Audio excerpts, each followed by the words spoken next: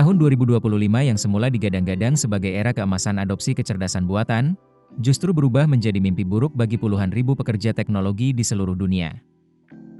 Alih-alih membuka peluang kerja baru, perusahaan teknologi raksasa seperti Microsoft, Google, Amazon, dan lainnya justru melakukan pemutusan hubungan kerja secara besar-besaran.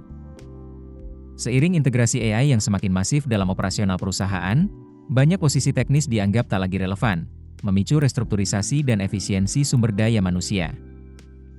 Hingga saat ini tercatat ada 5 perusahaan teknologi besar yang melakukan PHK signifikan sepanjang 2025.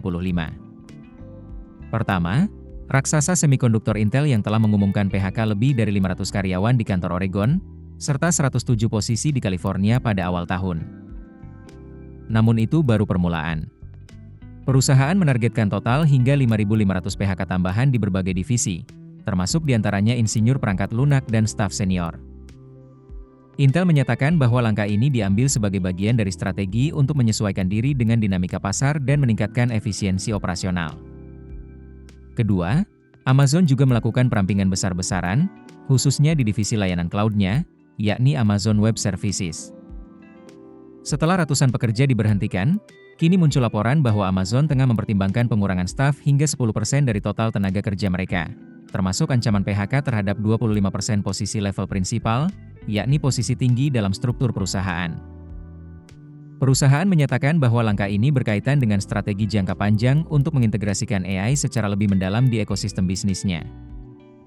Ketiga, Microsoft juga melakukan PHK terhadap sekitar 9.100 pekerja, dengan fokus besar di divisi Xbox.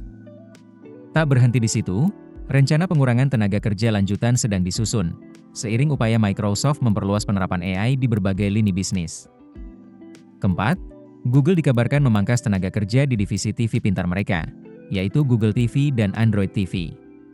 Sekitar 25% dari 300 anggota tim terkena dampak, seiring dengan pemotongan anggaran sebesar 10%. Langkah ini diklaim sebagai bagian dari restrukturisasi internal untuk memfokuskan investasi ke proyek-proyek AI. Google juga menyatakan bahwa sumber daya manusia dan finansial akan dialihkan ke area teknologi yang dianggap lebih strategis untuk pertumbuhan masa depan. Kelima, perusahaan keamanan siber CrowdStrike mengumumkan pemangkasan sekitar 5% dari total tenaga kerjanya secara global, atau sekitar 500 karyawan. Dalam laporan resminya ke SEC, perusahaan menyebut PHK ini sebagai bagian dari strategi efisiensi operasional. Keputusan bisnis terbaik datang dari data, bukan tebakan. Mudah berlangganan Business Insight dengan subscribe with Google.